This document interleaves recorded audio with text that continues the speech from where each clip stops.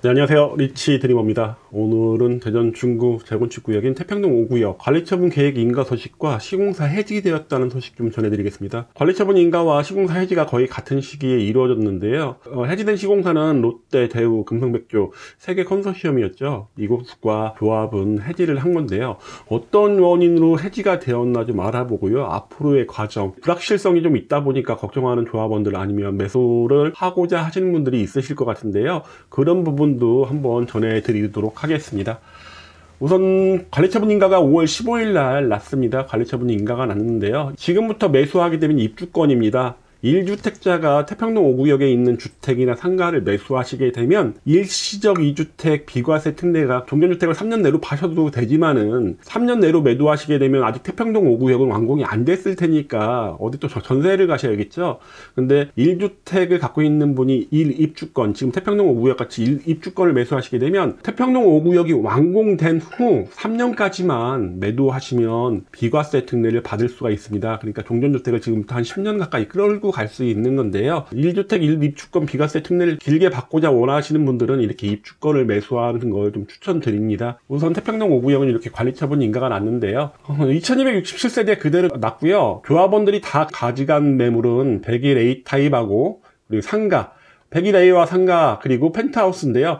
요 세 가지 종류는 일반 분양이 없습니다. 대부분 조합원이 가져갔다고 보시면 되고, 그래도 46평형 94세대 101B나 C가 그래도 꽤 많이 남아 있어서 8호 초과분 일반 공급은 있다고 보시면 됩니다. 보류지는 총 6세대 74A 하나 84A 4개 101C 하나 이렇게 남겨 놓았습니다. 정기총회가 얼마 전에 있었는데요. 여러가지 안건 중에 중요한 안건 6가지만 보겠습니다. 6호 안건은 부대 복리시설 분양 자격 기준 심의 의결권인데요. 재개발이나 주거환경 개선 사업 같은 경우는 대전 조례에 의해서 상가를 받을 수 있는 순위가 정해져 있는데요. 재건축은 그렇지 않습니다.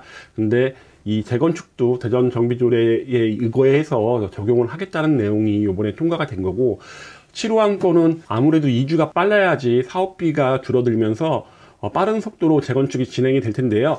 2주 촉진비 지급 대상을 확대해서 이제 시행합니다. 선착순 좀 빨리 나가시는 분 250분한테는 500만원 2주 촉진비를 지급하고, 그거보다 늦게 나가시는 250분한테는 300만원이 지급됩니다. 그리고 마지막에 나가시는 200분한테는 한 200만원이 지급된다는 2주 촉진비 지급 대상 확대 안건도 요번에 의결이 됐습니다.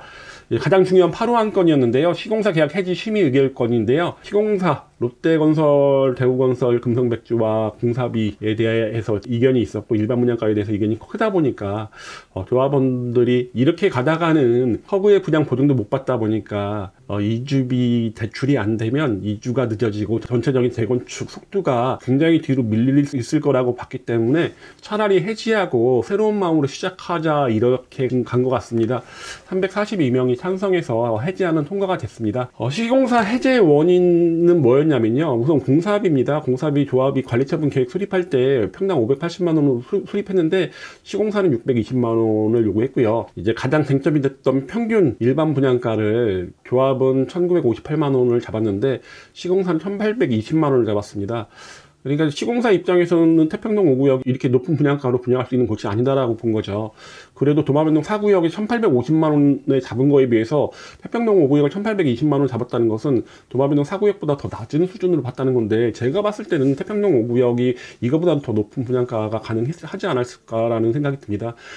조합은 이렇게 관리처분 계획을 잡았다 보니까 비례율이 100% 딱 맞춰갖고 잡았는데, 만약에 시공사가 요청한 대로 잡는다고 한다면 비례율은 50%에 불과하다 보니까 조합은 아무래도 이렇게 사업은 진행이 안 될 거라고 보고, 또 하나는 시공사가 자료 제공을 안 한다든가 사업 시행 인가 이후에 원했던 금액 중에 일부만 지원하면서 136억 원이 지급이 안 되면서 여러 가지 문제가 발생했다는 점, 그리고 조합이 제안했던 여러 가지 요구사항들 중에 거의 대부분 들어주지 않았다는 점, 그리고 가장 중요한 게 이 일반 분양가 협의가 불가능했다는 거죠. 시공사와 조합이 도급계약 체결할 때는 조합 분양가와 일반 분양가를 서로 상의하기로 했다는데, 조합 측에서는 충분히 상의를 했는데 너희들가 안 들어줬다는 측이고요.